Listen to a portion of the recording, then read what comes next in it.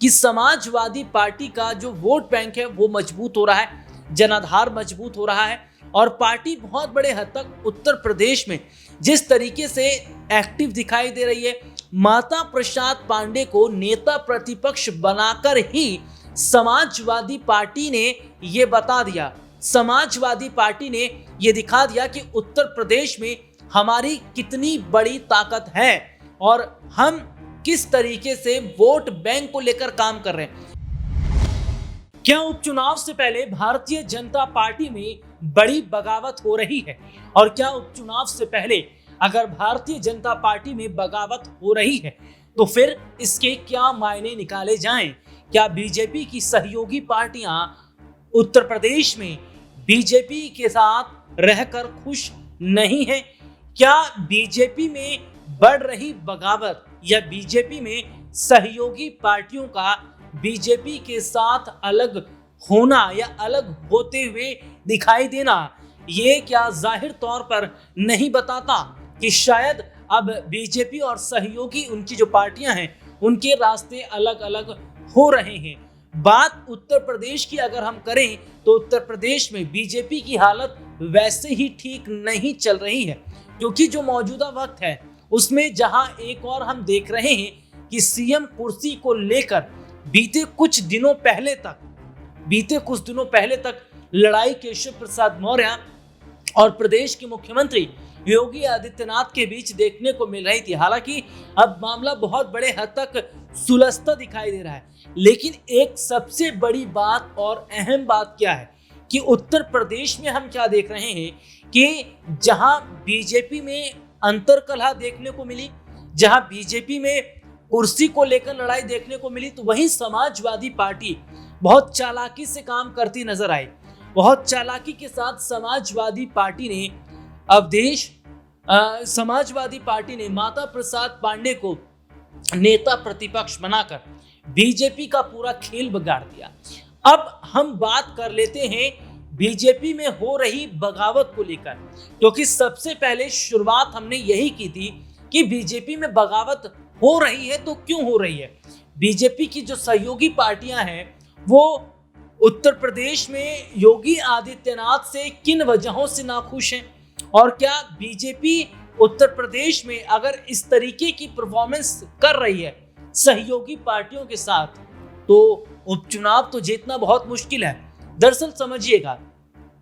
उत्तर प्रदेश में 10 सीटों पर उपचुनाव होने वाले हैं और जिन 10 सीटों पर उपचुनाव होने वाले हैं उन सीटों में से कई सीटें ऐसी हैं जो बीजेपी के लिए प्राण प्रतिष्ठा जैसी बनी है, यानी कि ये सीटें ऐसी हैं कि हमें इसे हासिल करना ही है। यही बात जो है वो समाजवादी पार्टी पर भी लागू होती है। पहली मिल्कीपुर जैसी सीट,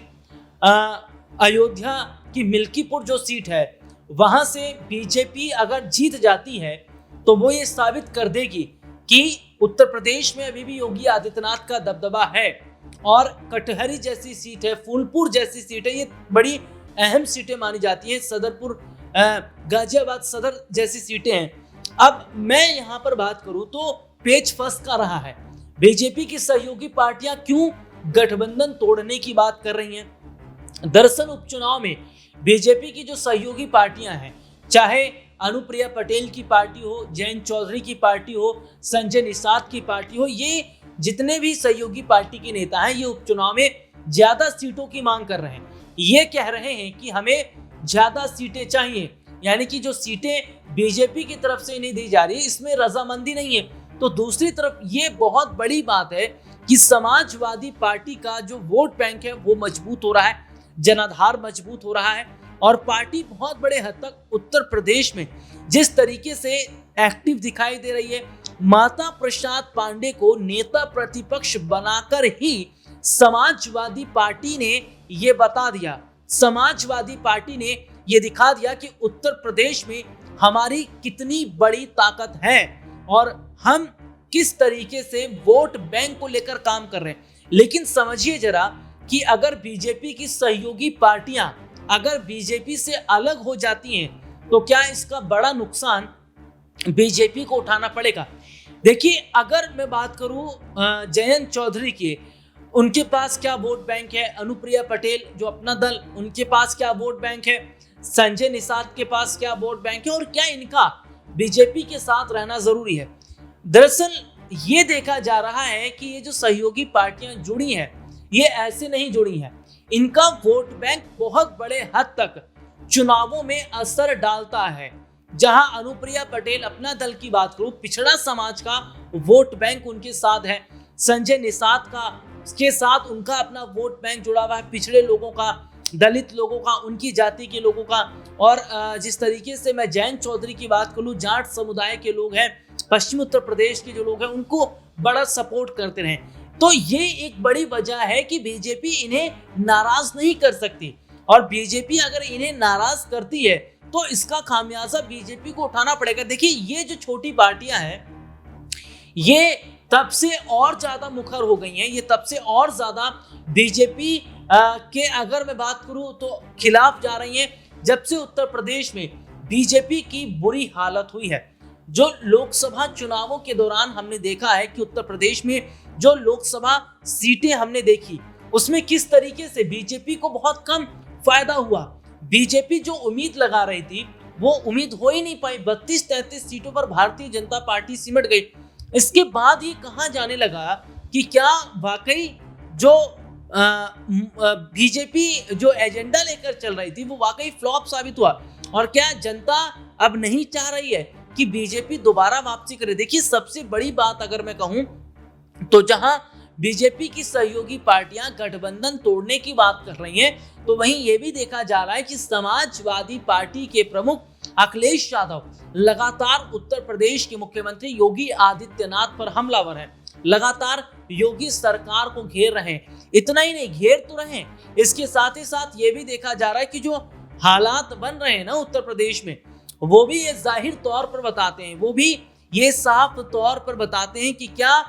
आने वाले वक्त में, क्या आने वाले समय के अंदर ऐसा तो नहीं कि जो बीजेपी की जो सहयोगी पार्टियां हैं, बीजेपी की ये सहयोगी पार्टियां